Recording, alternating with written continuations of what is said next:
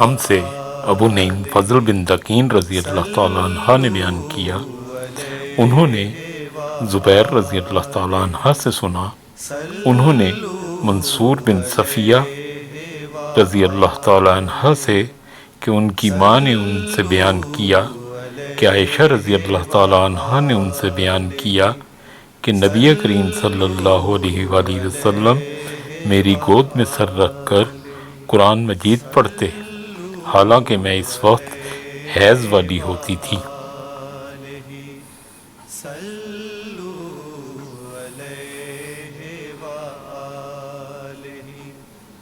صحیح بخاری کتاب حیض کا بیان، باب اس بارے میں کہ مرد کا اپنی بیوی کی گود میں حائضہ ہونے کے باوجود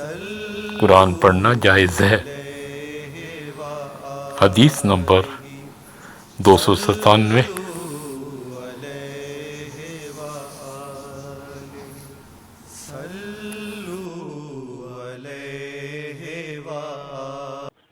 ویڈیو کو لائک کریں،